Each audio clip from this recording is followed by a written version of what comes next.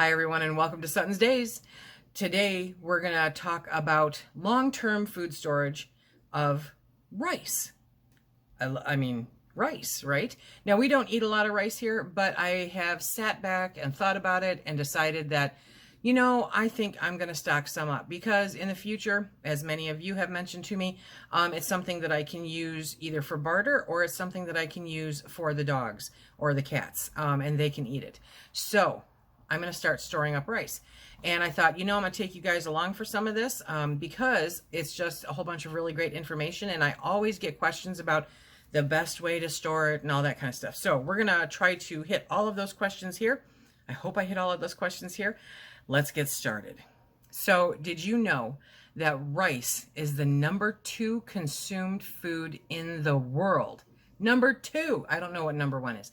#2 is the second most consumed food in the world because it has so many uses. You can use it in so many different ways, and also because of its long-term storage capabilities. Love it, right? Rice. A lot of people love rice. I love rice.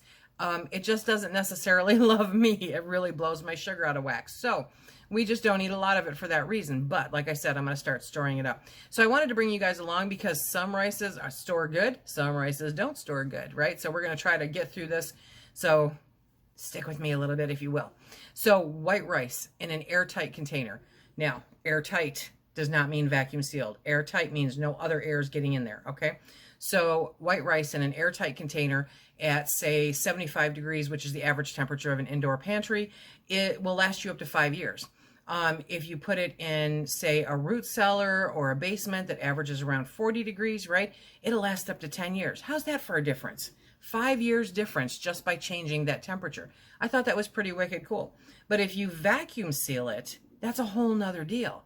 Let me back up here. If you are putting it into an airtight container, definitely take that rice first and stick it in the freezer, okay? Stick it in the freezer for a week. Let that cold kill off anything that might be in there, any larva, anything, okay? So then you bring it back out and you put it at, you let it warm up to room temperature, and then you put it in your airtight containers and seal them up and go. Now, I'm not an airtight container fan, okay? If I'm going to put something up, I want it vacuum sealed. I want it airtight, seriously, okay? I want it deprived of all oxygen. #1, it allows me to skip that step of putting it in the freezer. So if you deprive something of oxygen, like larvae, then they will die. They will not hatch. They will not take over. They will not be little moths all over your pantry, right?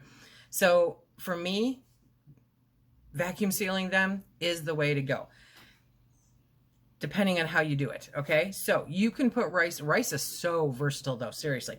You can fill mason jars or those half-gallon mason jars, and you can vacuum seal them. When you're looking at long-term storage, right, I prefer using oxygen absorbers because I think they give a more sure seal for a longer time than, say, just vacuum sealing them. If I'm looking for anything over a year, I really like oxygen absorbers because it's just one less thing you have to worry about, okay? So if you put white rice in a vacuum sealed container, say like Mylar bags, throw in a couple oxygen absorbers, seal them up. It takes care of all the rest of the hard work for you. You take that, portion them up how it works best for you and your family. 1-pound bags, quart bags, gallon bags, whatever the case may be. Portion them up, oxygen absorber, air, yes, thanks, seal. It'll suck in all the air, deprive anything in there of oxygen. Take those Mylar bags, put them into a 5-gallon bucket. If you want, they've got 5-gallon Mylar bags. You can definitely do that. But when you open it, then you have to go to reseal it. You have to, I like putting it in portion control, kind of. So, I mean, I can open up a 1-pound bag and know that if I'm opening that I'll be using the rest of it, so it doesn't make sense for me to reseal it. Just put it in a different container.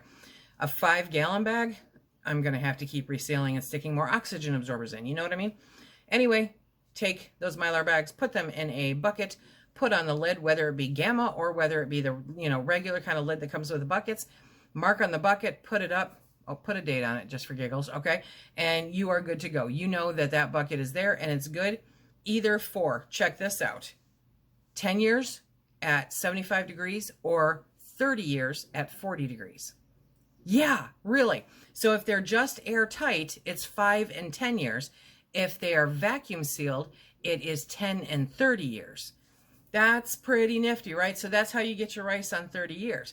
Now, that is white rice, because brown rice does not last as long. There are oils in it. It just doesn't last as long, right? So brown rice in an airtight container, definitely you can do it, but it's only good for 6 months at like 75 degrees, or it's good for a year, up to a year, at 40 degrees. If you take that same brown rice and you vacuum seal it, Mylar bags, oxygen absorbers, the whole deal, it's good for up to a year. So you've gained that 6 months back. And if you keep it at 40 degrees, then it's good for up to 2 years. But you're not going to get 30 years out of brown rice. Well, I like brown rice. That's my favorite. Okay, then you're only storing it for 2 years. Sorry, can't help you. But if you want to store long-term emergency food that you eat, you have to eat it, okay? White rice is the way to go. If you don't eat white rice, don't store it unless you want to stock up a barter basement or something like that.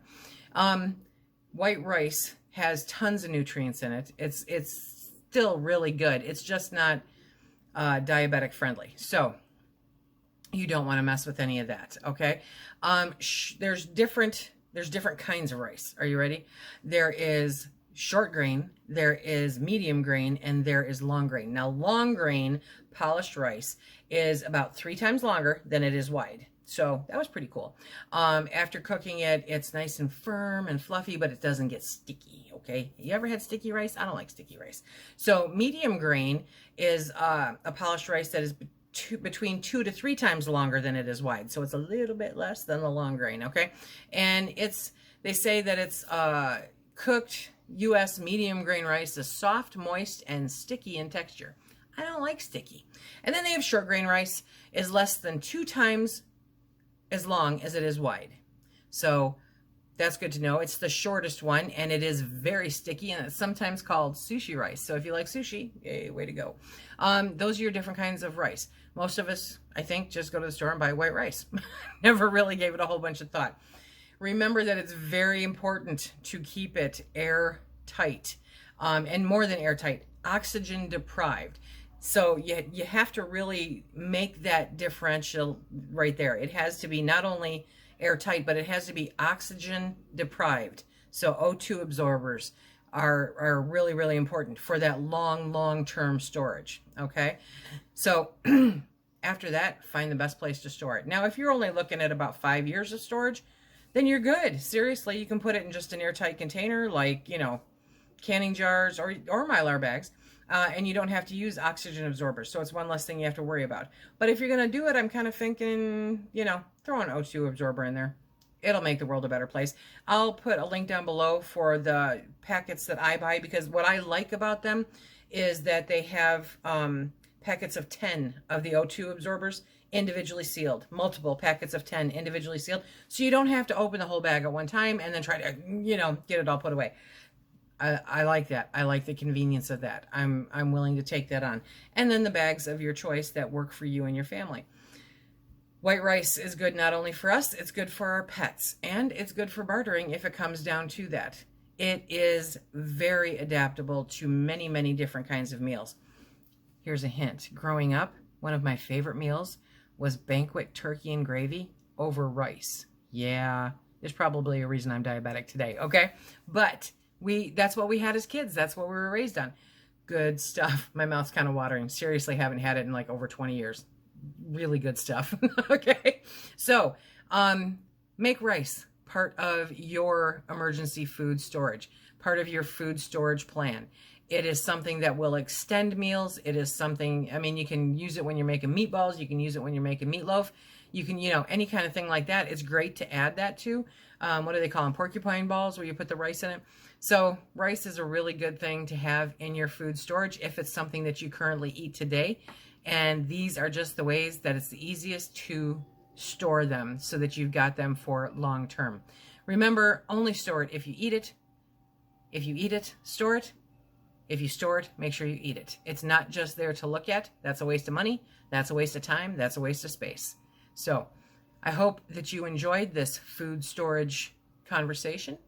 And next week, come back on Thursday and we'll be talking about another food for long-term food storage. Maybe by then I'll be able to talk.